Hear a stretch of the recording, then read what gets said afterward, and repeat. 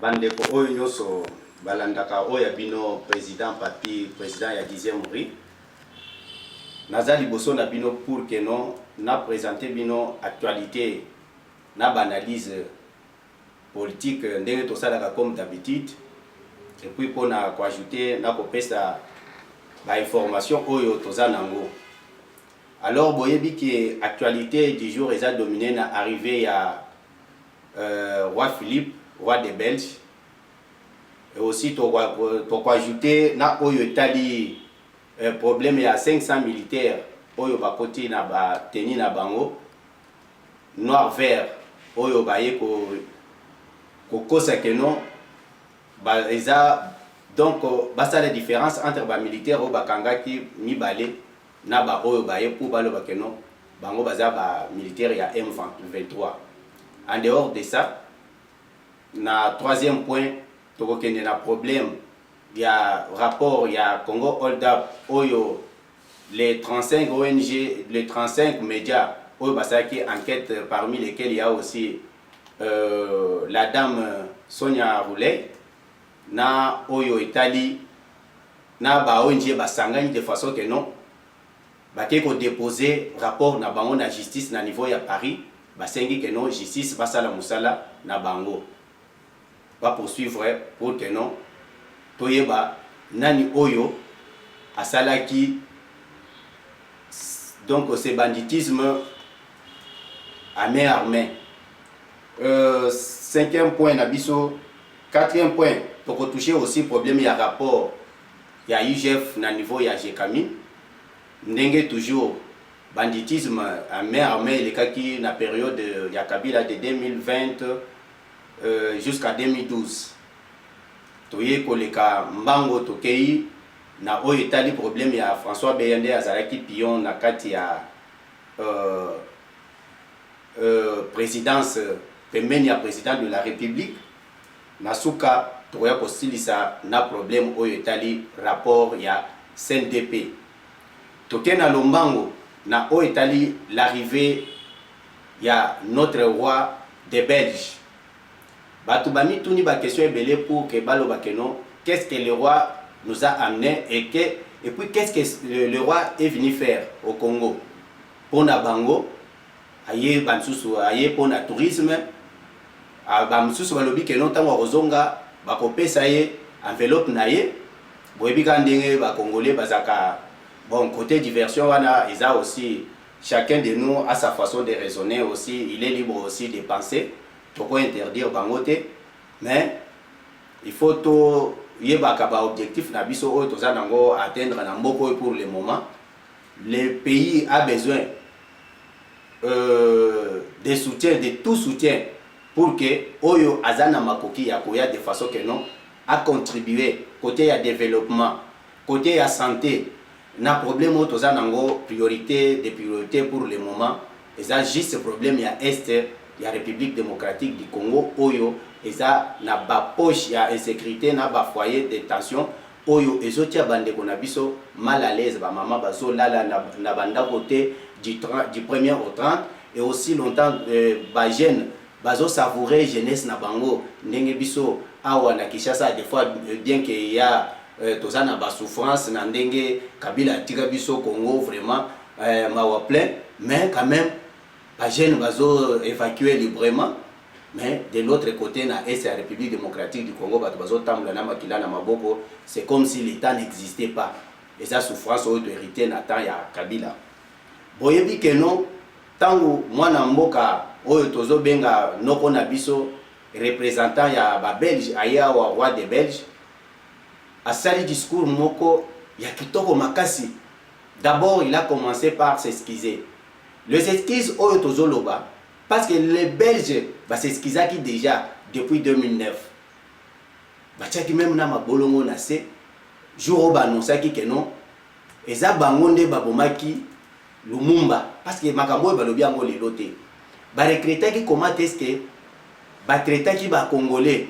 À ce moment-là, basengaki bakendaki na campus na université ya Louvain, basengi pardon, bayepe aussi na église catholique na niveau ya Belgique, bakepe basambeli basengi pardon na ba congolais na makambo oyo des affres subies au peuple congolais. C'est ainsi que non.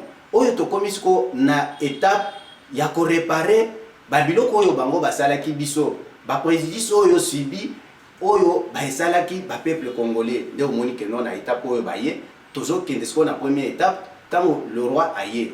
Il est clair à l'obi, nous devons oublier et puis marquer une nouvelle histoire. La nouvelle histoire sera marquée en quoi? Avec quoi? Bako soutenir RDC à lobby. Passe ya RDC et kozala passe na biso.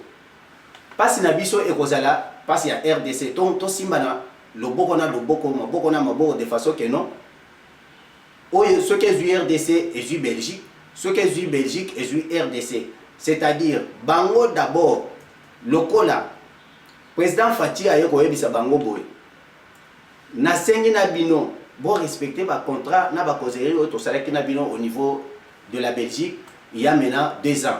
Vous allez amener vos entreprises entrepreneuriat na bango baya awa baya ko investir na RDC. Donc c'était un grand message. Le roi des Belges, il a dit quoi? Il avait déjà écrit une lettre au président Fati. Maintenant c'est à nous maintenant de demander au président Fati de nous lire le contenu de la lettre et non de commencer à se poser des questions auxquelles nous ne pouvons pas trouver des réponses. Alors à ce moment-là, tozo mona que non, na kati ya message na ye o ya ye koloba. Likambo etushenga d'abord, eza problème o ya lobeli intégrité territoriale, souveraineté ya mboka. Il nous faut d'abord défendre l'indépendance de notre pays, la souveraineté de notre pays. Donc ce que dit souveraineté à notre pays, c'est-à-dire étrangers à la place à Ouate. La question au Congo, ils ont concerné seulement les Congolais d'origine de pères et de mères. Ceux qui ont zalaki na yo, ndengo zawana to ebité commerçant. Wana okozo la nationalité ndengo zawana président ya foot to betele maboko. Kuna ozo sala bilanga ndengo ozo sala wana to betele maboko. Mais koyiba te, kokota na mabwite, kokota na mafia te parce que ozo ya ko détruire l'économie ya mboka. Sala makambo na yo en respectant aussi les lois du pays. Alors, nous avons que non. À lobby, il va accompagner, la Belgique va accompagner le chef de l'État dans la lutte contre la corruption. Avec le projet comme Makamouya Santé, bako soutenir biso, agriculture, akosolana ba maman, oyo pour que non, na mbongo oyo baye nango 260 millions d'euros. Comment est-ce que on va appuyer ba maman wana na ba mbongo na bango basalaka ya mike? Il faut la Belgique abimisa mbongo na ye ba ko soutenir ba maman wana de façon que non ba s'occuper na ba ménage na bango. En dehors de ça, à lobby na côté oyo etali agriculture na mbongo baye na ngwana na kota pe ya makambo etali agriculture, mais qui dit agriculture aussi l'agriculture donc c'était aussi un élément immense dans la contribution pour le développement d'un pays. Mais yozo tuna ofandika na séance été peut-être Olanda kana information te roza kana motema mabe déjà lokola ya mbongo mais lobby que non roi wana ela ki bisoni yo linga ela bioni donc ayela yo saki ya farine na ndako na bino ayelo saki ya masango ou bien ayo sombelo Thomson tika botika ko rêver makamu ya l'état ba traiter kango bongote. Il y a des conditions et aussi des manières où ils ont traité makamu ya état biso nde tozana pouvoir botika le biso pour traiter makamu na biso ndenge tozomonela yango bino bo fanda tango boya bozo pouvoir na bino je ne sais pas après 70 ans alors boya ko appliquer makambo bino bozana boya mitema mabe pour le moment c'est Fati Béton yango na roi à lobby d'abord tokokende na likambo il y a à marteler surtout pour un problème. Il y a un groupe armé. À lobby, cette histoire ne doit plus perdurer en RDC, ça doit prendre fin. Nous sommes là pour soutenir ceci. Baza porte-étendard au sein de l'Union européenne. Donc l'Union européenne, qui dit l'Union européenne, siège na Bango et Zakana Belgique.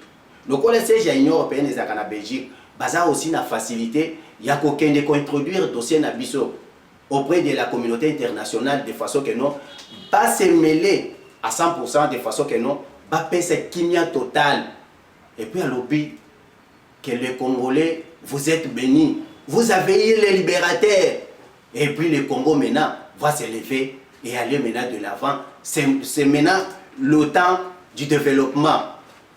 Yangwana, message oyo vraiment, tango alobaki yango, en tout cas, pesaki nga esengo makasi. Parce que namonaki roi oyo papa na ye azalaki awa, aye na ye tourisme, asali des jours, a fêté na Kabila cinquantenaire, Kabila zuna biloko apesi ba enveloppe. Il n'avait rien dit. C'est parce que la personne qui était là n'avait aucune idée, n'avait aucune pensée. Oyo na makambozo tala, il n'avait pas même les soucis de ces pays. Yangwana a même marqué la distraction. Et puis à côté de la distraction, a dit que non, je suis devant un bololé. Alors, il ne pouvait pas les forcer à ce que non, à même un projet Yamboka, de façon que non, c'est un Azam Tumoroboye, Azo Memamboka, selon politique et la nation, politique OEU Azo conduire. Dans ces côtés-là, Kabila était trop dans les affaires et non dans le diriger Mboka. Yangwana Azo Mona que non, tant que OEU roi aïe, Aza très précis. Avec des précisions. C'est parce que c'est par rapport à son interlocuteur qui a Fati Béton. L'homme qui a des idées claires et une vision bien palpable selon le programme où il a présenté Gibiso. Fati Asengi, n'a pas ministre Oyo Bazo engagé, n'a pas secteur Oyo, le roi Philippe à Tangaki, va préparer déjà un projet na bango. À l'immédiat, va me mango auprès il y a interlocuteur Nabiso qui est belge pour que va débattre de façon que non makambo oyo salema à l'immédiat parce que biso nous qu'on a besoin ya musala ce que musala ezate ata fati to sepela naie longtemps parce que un ventre affamé n'a pas besoin d'oreille na même donc un ventre affamé n'a point d'oreille ce qu'on gagne dans nzala yoko yebisanga que non ba réalisation ya boy réalisation wana na kolobango mais na motema c'est-à-dire de l'autre côté il faut l'Iboumou va s'occuper d'ango mais ce n'est pas un nouveau problème dans la RDC et ça problème oyo to hérité ça va aussi nous prendre du temps c'est ainsi que nous sommes un peu patients parce que tu dis que non et ça fatigué nous t'avons qui Congo boy alors tous les cas na problème il y a pas miibi Congo en tout cas on a fait était dirigé par des bandits à main armée. Ça, c'était un système de voyous, des gens, oyo, ton conscience est à la quitter. Bozo mona batu, bazo benga yo ministre des Finances. Un ministre des Finances accueilli abimisi mbongo na banque. Na procédure ya mode en urgence. Aussi longtemps que non, urgence oyo il faut la conditionner na ba mécanisme oyo permettre à ce que non bon il faut na procédure mais pour na kosalisa makambo ya bukanga lonzo kosomba ba vache urgence moko wa peza wana kosomba ba médicament oyo koya ko soigner ba vache oyo est-ce que wana il faut kaka ekende na procédure ya mode ya urgence tout ça c'était quoi baye bandenge nini ya kobimisa mbongo rapidement.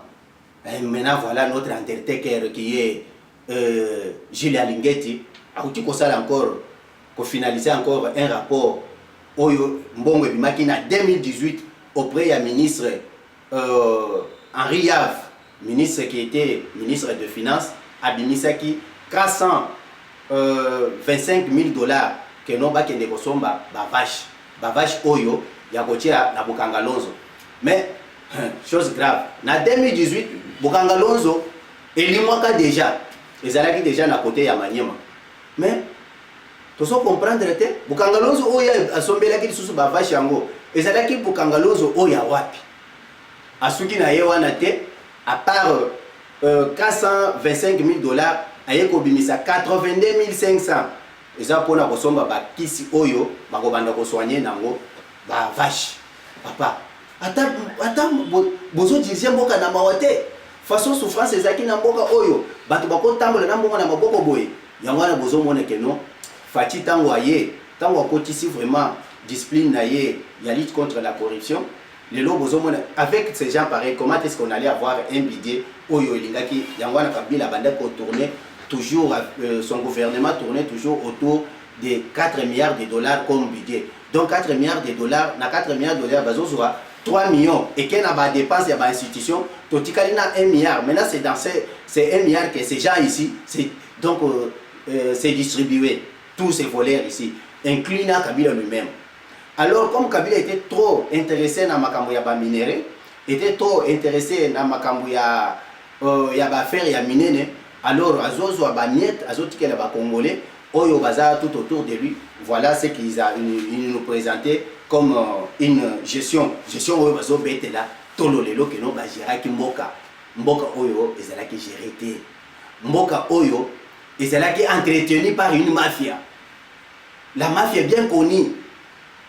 Donc, dirigé par Kabila, des bateaux, Babandaki, qu'on s'est retrouvé, donc on a s'est retrouvé, tout ce que Kabila disait, même si il disait aller entrer dans les toilettes, Bango se badina ba kendo rota na toilette parce qu'il va respecter hiérarchie na Bango.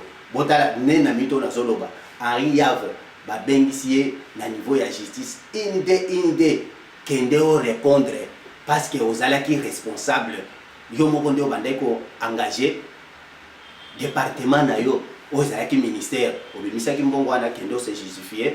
Donc bonne chance tango bokokutana na kuna babandi ndenge batunaka ba question kombo na yo nani kombo papa kombo maman batu bakoyeba yango nde toza nango besoin et puis la justice va faire son travail.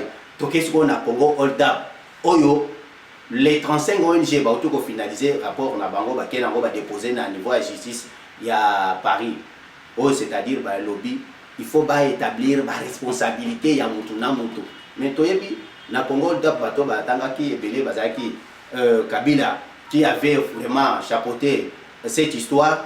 Il y avait Guy Lowando, il y avait Ekanga, il y avait autant de personnes. Il y avait aussi quelques personnalités au sein, il y a derrière Fatih comme Bissel et les Bifort, il a été aussi cité, mais ce n'est pas que non, il avait beaucoup touché une somme, c'est parce qu'il a mal utilisé son pouvoir. Au lieu de se retirer directement, d'une façon directe, il y a un gestionnaire Kuna, alors c'est lui qui continue toujours à détenir la gestion de l'entreprise. C'est ainsi que non, comme il avait lié entreprise na yoana na makambo ya pouvoir, c'est ainsi que non, il était cité dans ce rapport qui on avait justifié à ce que non, on avait vu mbongo o ya bimisa qui c'était 42 000 $, mais na mbongo wana il y avait une signature de l'un de ses membres de la famille Bissel et Bifort, c'est-à-dire le rapport ici c'est un scandale. Tozo senga tango bango bakosi sango baya basenga biso tokopesa bango oyo noso aza donc na minito Kabila akokende libanda te so bazuye libanda umukamate wo yo okosoba na bilamba makambo lukaki yo okosilisa yango parce que tolobaki botungisa biso te bo provoquer biso te tokokende kofouiller tozana ba archives bino ko sali boyebi de façon nini bo gérer mboka. Les archives sont là. Toleki siko na likambo ya accord ya CNDP, un accord scandale. Oyo lelo j'ai suivi un général qui commence à indexer le président Félix. Aussi longtemps lorsqu'ils avaient commencé leur bêtise là, Félix n'y était pour rien. D'abord, il faut voir bakake.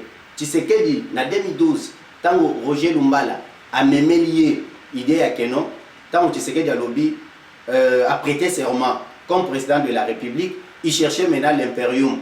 Roger Lumbala il a une idée à Kenon, donc on les a cherché aux autres impérium, impérium tokozwango aussi par d'une manière il y a Kozalana rébellion, on peut t'accompagner avec les armes. Tshisekedi a dit que Roger Lumbala awa et pas naé na limité a dit que non, je t'encourage. Mais moi je ne le ferai pas avec toi. Va le faire seul. Là c'était en 2012. Mais vous avez eu la suite. Après, Roger Lumbala est allé maintenant accompagner le M23. C'est ainsi qu'il était venu piéger Etienne Tshisekedi. Si Etienne Tshisekedi, c'est parce que Etienne Tshisekedi avait juré de ne pas être accompagné par une armée quelconque pour arriver au pouvoir. Aujourd'hui, Bomoni Roger Lumbala, moi, il y a Jean-Jacques Lumumba, Koko ya Jean-Jacques Lumumba, en tout cas, pour faire ça exemple, il y a Roger Lumbala qui non, ceux qui n'ont pas kotaki na makambo ya François Beya, j'allais aussi être considéré comme Roger Lumbala qui tentait à déstabiliser le pouvoir, un pouvoir qui est légitime, qui est établi sur base des institutions légales. Alors, Yangwana Roger Lumbala kuna banda kende ko sombele biso bambala ti lelo ayaka na ngote.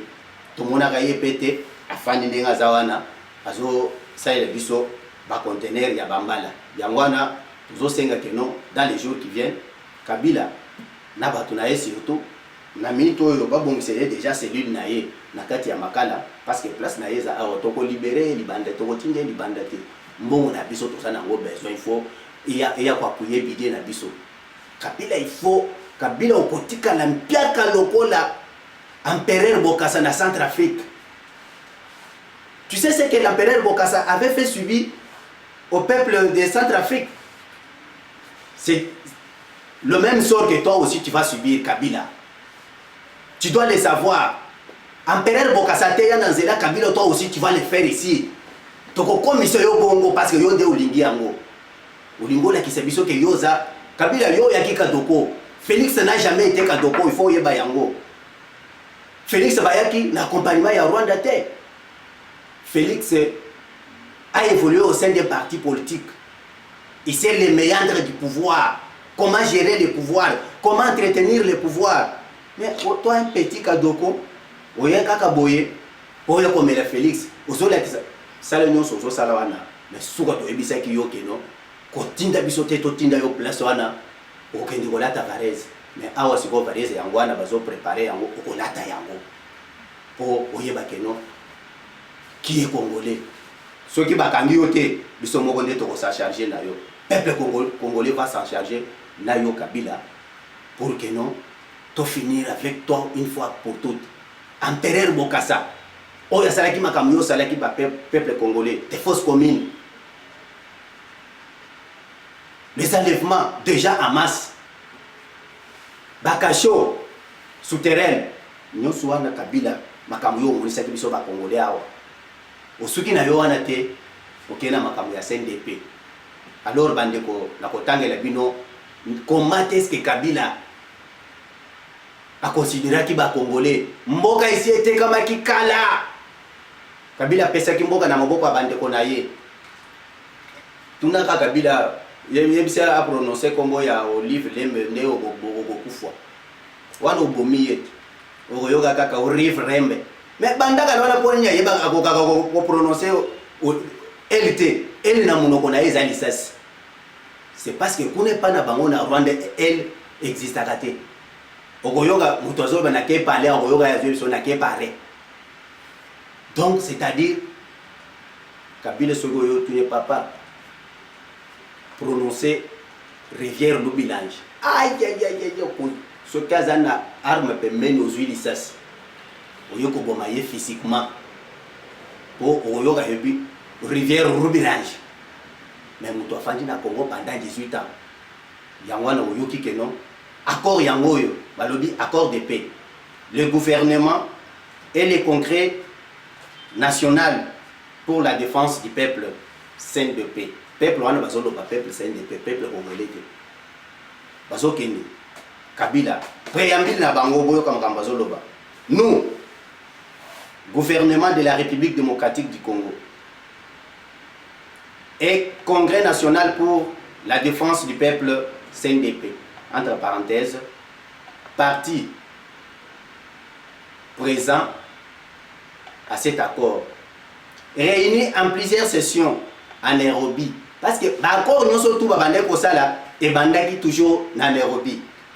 En Nairobi, Kenya précisément, et Goma, RDC, sous les auspices de la co-facilitation de l'envoyé spécial secrétaire général de l'Organisation des Nations Unies pour le Grand Lac, son Excellence Monsieur Olusegun Obasanjo. C'était un ancien président nigérien. Et du co-facilitateur de l'Union africaine et de la conférence internationale sur la région des Grands Lacs, Son Excellence M. Benjamin William Mpka. Soucieux de contribuer à une paix durable en République démocratique du Congo et à une réconciliation sincère entre les filles et fils de ces grands pays. Donc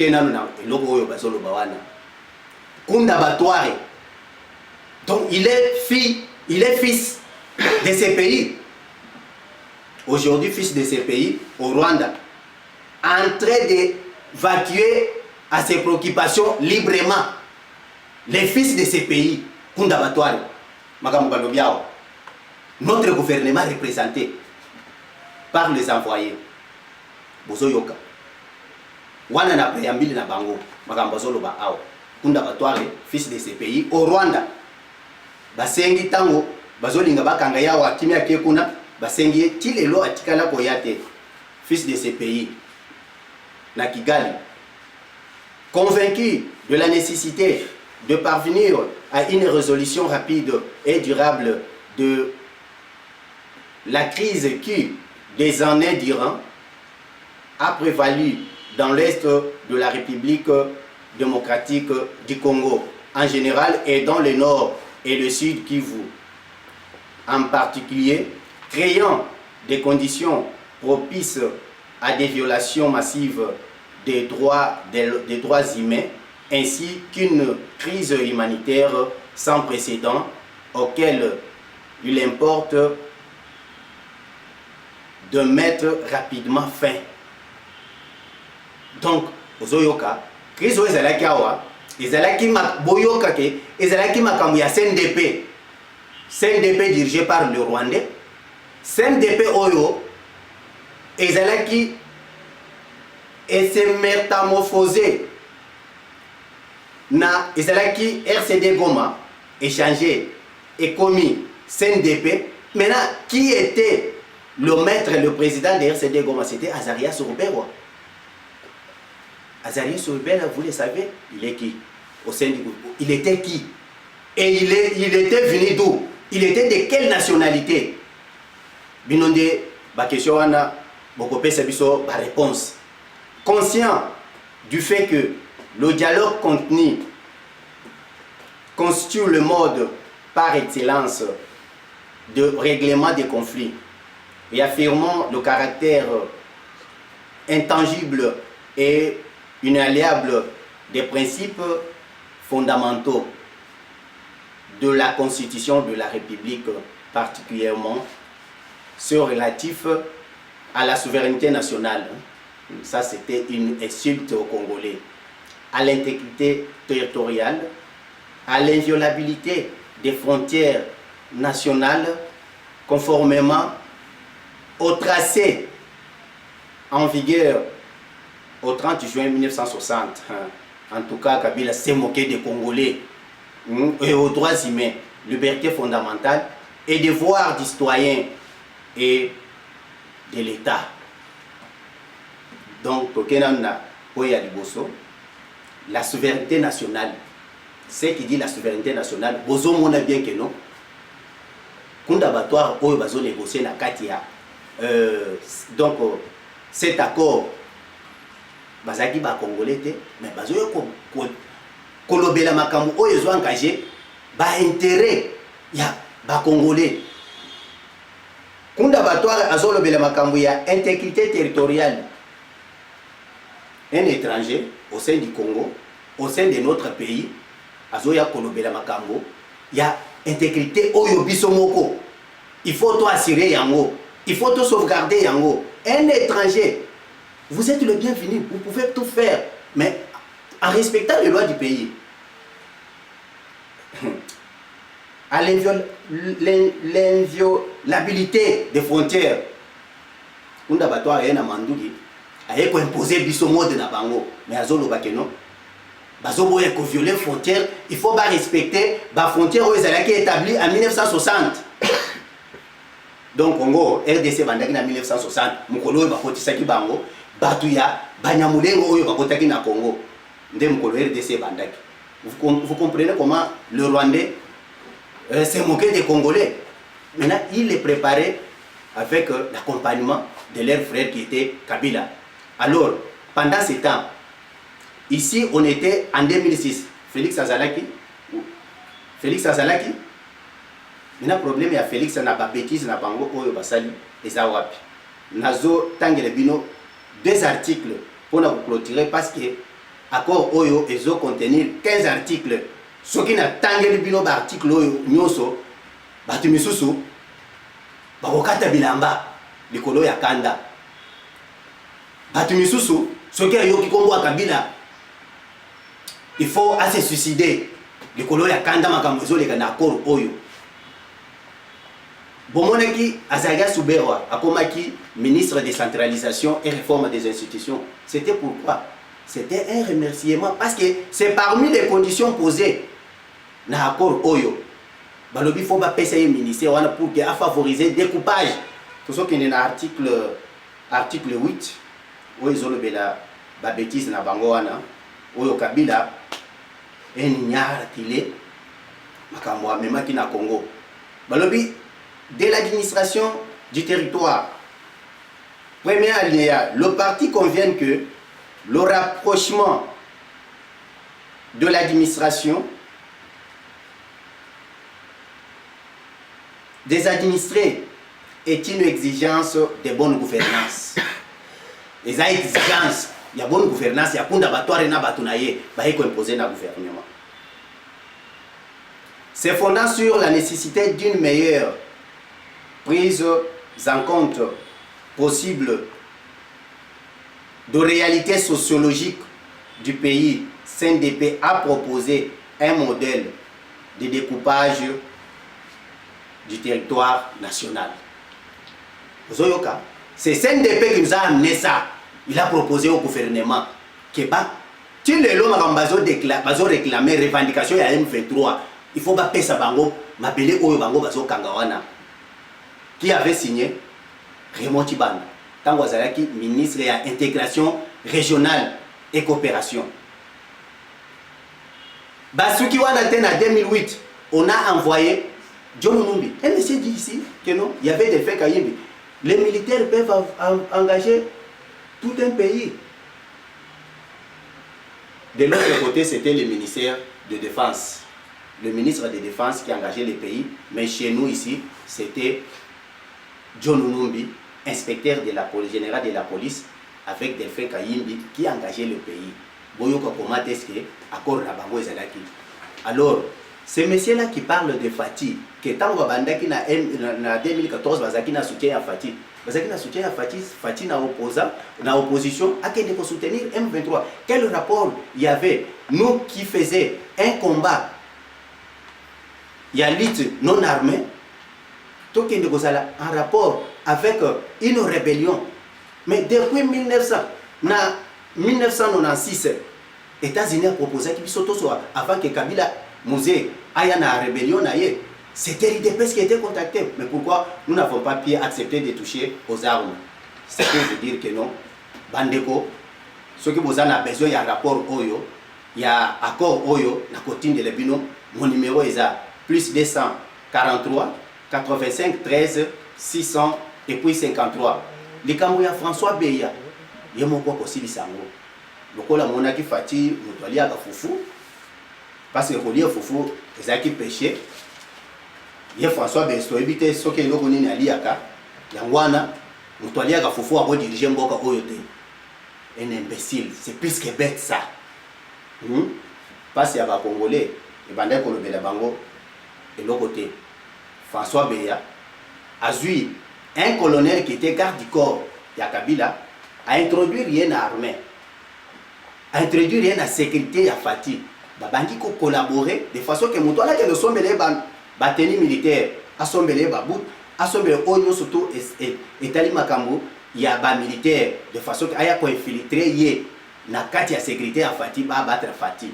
bazo babanda ko préparer ba terrain bomoni makamba kangeli mama lili oyo ya munene oyo azalaka côté ya Monga Fula ezalaki makambo wana yepe azana kati avec les 5 collaborateurs de François Beya. Son petit là chargé de mission lui s'était embrayé ake ko manipuler ba jeune apesi bango mbongo pour que babanda ko sala ba marche. C'est ainsi que non il a été interpellé na likambo ya François Beya po boyeba les généraux oyo apesi rapport ya 500 militaires oyo Kagame a changé bateni na bango aza clair ba militaire autant bayaki 500 na chance ba attaquer ba repousser bango maintenant ba ko remarquer que non ba changer ba militaire ba lati ba militaire ya noir vert pona nini po baloba que non bato bakanga kimi balé bazalaki bato na bango te bato oyo baye lelo botala tini ya bato ya M23. C'est ainsi que sur base ya bato oyo bango batindaki bake ko attaquer MONUSCO mais ba attaquer MONUSCO siko aza RDC yangwana bande bonanga na kanisi ke touti ko discuter na bino touti na uti ko expliquer bino oyo. Comme toujours nous allons continuer prochainement, mais j'ai fait appel à notre Sylvano Kassongo, le général Oya Biswali de Mounene, soit par responsabilité, le peuple est abandonné. Problème, il y a transport, ministre, il y a transport provincial, quand la minute est aux parce que le peuple n'a pas transport 500 francs, n'a pas de boye, ce que vous avez dans la ville, c'est 2500. Bazo bengango 250 francs. Ce qu'on me mis 250 non, tozo banga ba policiers. Aussi longtemps que les policiers sont là sur place. Yangwana Kasongo, tokoyela yo. Tozo ko pese mbote ensemble avec le ministre oyo a chargé na makambo transport na province. Alors j'ai dit, je vous remercie. Tozala na bolingo ya mboka, tolingana ba congolais, tosimba na ndoboko, c'est parce que toujours en étant unis dans l'unité. Personne ne peut pas nous convaincre, même si nous sommes infiltrés par Ambongo. Ambongo azaka bolingo ya mutu moko te, azana bolingo kaka ya lipungunaye moko. Numéro nanga c'est plus 243 85 13 653. Ciao, à nous revoir prochainement. Merci.